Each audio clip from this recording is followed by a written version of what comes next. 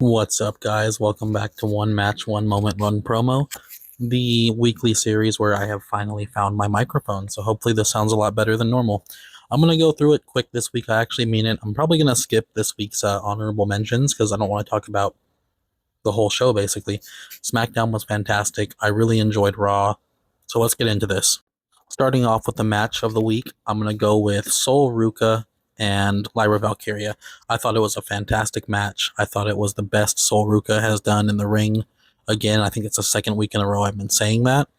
And Lyra Valkyria can fucking go. She's incredible in the ring.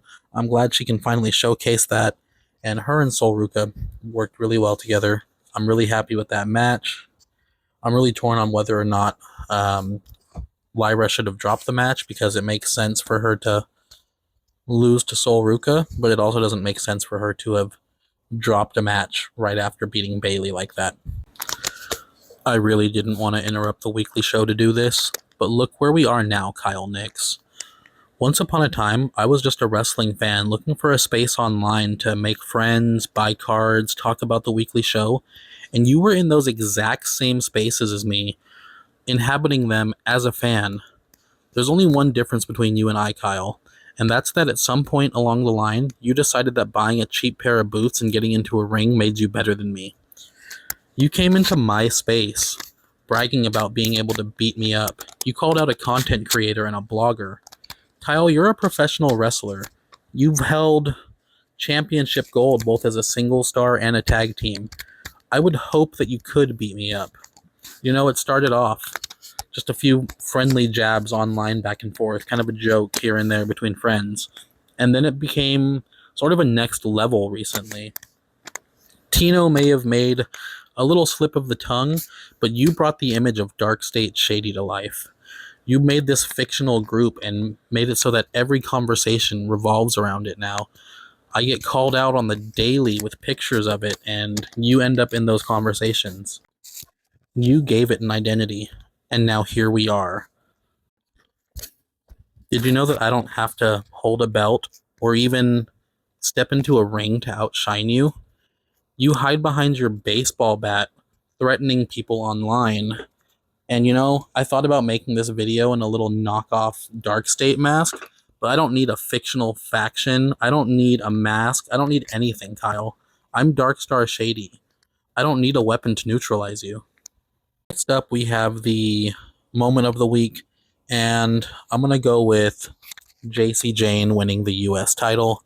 I know this is an outdated Fatal Influence shirt, but I'm definitely going to go with Jacy winning the title because it was just a great match. She looked so emotional afterwards. She looked happy. She deserved it. And obviously, you know, I'm sad that Tiffany dropped the belt, but it is what it is. Tiffany is a superstar. She'll be fine with or without the title. But this is a great moment for Jacy and for Fatal Influence altogether for them to all be champions. Fallon Henley and Lainey Reed, both with the tag titles. Jacy with the US title.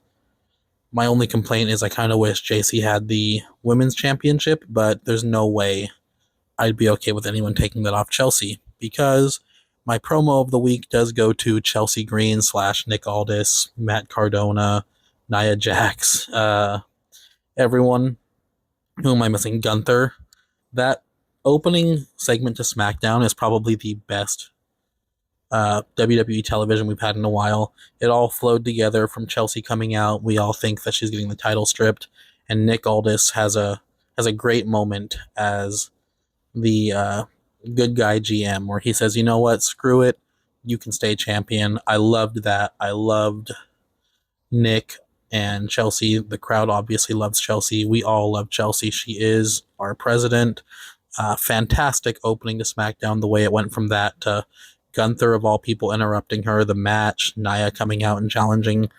I loved it all. That's great. We need more of that. We need Chelsea Green healthy so that she can continue to dominate the women's division. And let me know if you disagree with any of my takes or if you think that I am perfectly spot on, because I am.